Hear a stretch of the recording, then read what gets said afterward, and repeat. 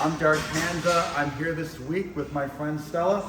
Stella and I are working on punch number 2, which is, if you're in a conventional stance, it's your straight right hand.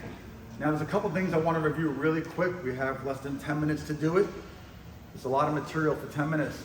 Punch number 2 in a conventional stance, as I already said, is a straight right. It could also be called a right cross. The straight and the cross are basically the same punch. I'm sure someone out there is going to crucify me and say they're different punches, but when you're throwing your number 2 off the rear side, whether it comes directly at me or if I'm on a slight angle and it crosses slightly, the mechanics are the same. The straight and the cross are similar, almost identical punches.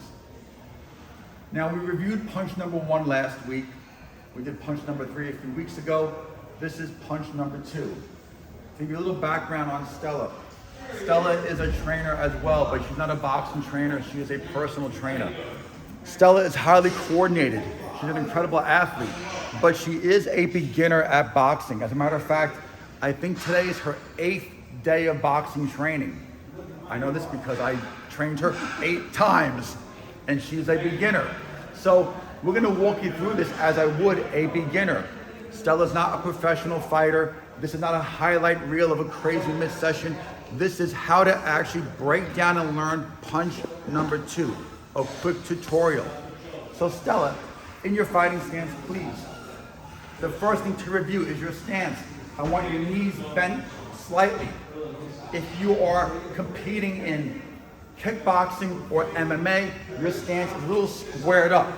That's to block the leg kick. We've reviewed that in past videos. If you're competing in boxing, your stance is a little more narrow.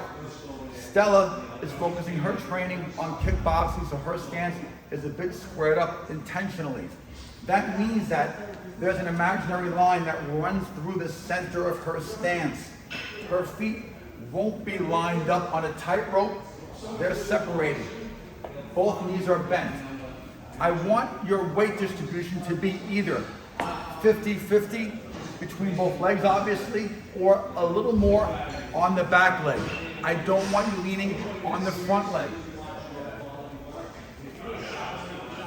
Stella is going to throw her punch number 2 to my right hand. Now, sometimes people cross 1 and 2. I'm going to have her throw both punches right down the center. A little bit slow first, Stella. When I say 2, just execute number 2, but hold it out onto the pad. Ready? 2. Good. Now stay right there. Now let's review Stella's position. I want more weight on your back leg, Stella. Bend the back knee more. Good. Relax more. Also, I want your right shoulder and the side of your jaw to touch each other. You're not going to do it by tilting your head. You're going to do it more by pulling your shoulder up and keeping your chin down. Good. So in Stella's stance right now, I want you to have a slight punch in your abs. Here. Good? Good. When you're throwing punch number 2 to the face, I want you to actually aim for the neck. Aim for the chin or the neck. I always say neck because most fighters will have their chin pulled down, so you aim for the neck. Right here. Perfect. Good. I need more rotation. More. Good. Bend your knee more. Now, people might comment or they might disagree. However, I prefer to train everyone where they rotate their ankle as much as it can physically turn when they're executing punch number 2. And relax, Stella. Let's go again. Ready? Right to my hand. 2. Boom. Good. And hold it out. Ready? 2. Good. Stay right there. Rotate more. Bend that right knee. It's important to bend the rear knee even more than it was when the punch began. If you don't, you tend to lean your way forward and recoil. Good. So just watch me 1 second, Stella. When I throw the punch, my right knee begins bent. As I rotate, it bends a little more. If it straightens accidentally, it pushes me forward onto my lead leg. If I'm pushed onto my lead leg and I miss, then I'm off balance and I'm counter punched easily. So as you rotate the right foot, bend the right knee more. You're kind of dropping into your punch a little bit. Ready? Relax more, relax. Real relax. Ready? 2. Good. Again, 2. Again, 2. Already getting better. Notice her shoulder is up already. 2. Good. That shoulder coming up prevents me from countering. Well, I can try to counter, but I'll probably glance off her shoulder, glance off her head. I won't have a direct impact on her jaw or temple. Again, 2. Good. Again, 2. Again, 2. So you can probably tell Stella is ridiculously strong. Like I said, it's her 8th boxing session and she's already hitting very hard. That's because she trains her whole body, powerlifts, body builds, explosive training, plyometrics, she does it all. As her mechanics get better, her punching power will improve through technique, not just raw strength. Again, ready? 2. Again, 2. 2. Good. Now, there are multiple ways to throw punch number 2. The way Stella is doing it is the basic way. What I mean the basic way is a straight right hand. You can do a slight overhand right, a total overhand right. You can lead with the right hand, and those have slight variations. For instance, if I was gonna have Stella move around and lead with her right hand, she wouldn't pivot all the way. It'd be more for speed. But Stella is going this right hand as if it's following her jab, meaning she's setting it up for power.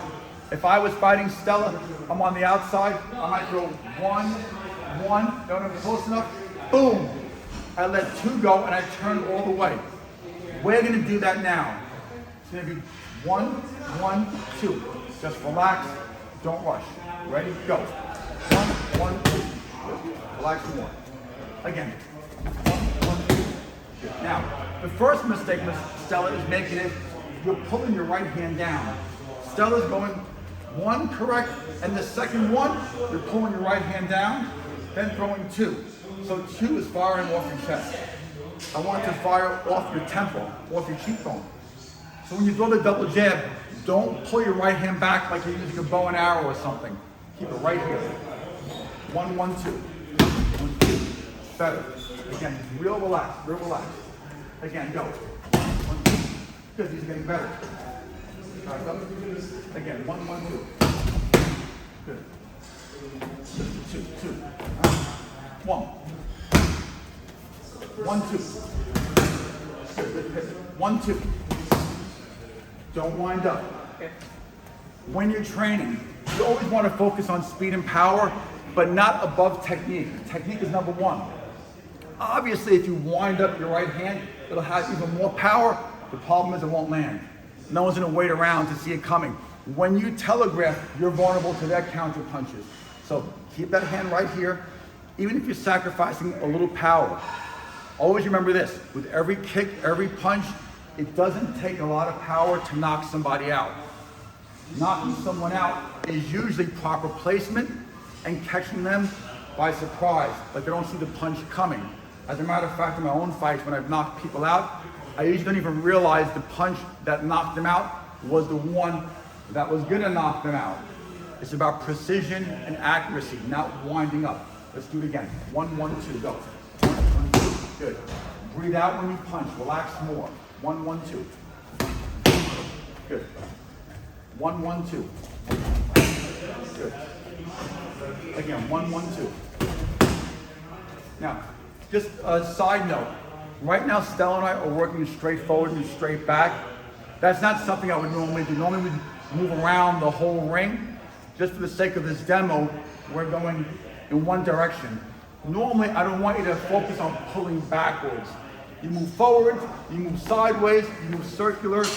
Moving straight back is a strategic thing we do later on. We're just doing this simply because we're demonstrating a single technique right now.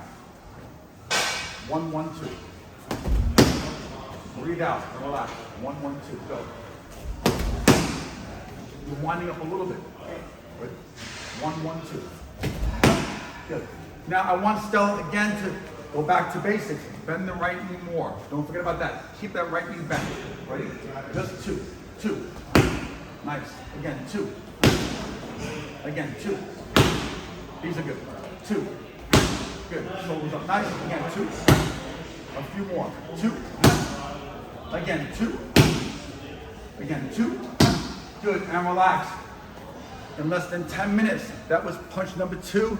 Thank you, Muscle and Fitness. Thank you, Bev's Gym. Thank you, Fit Stella.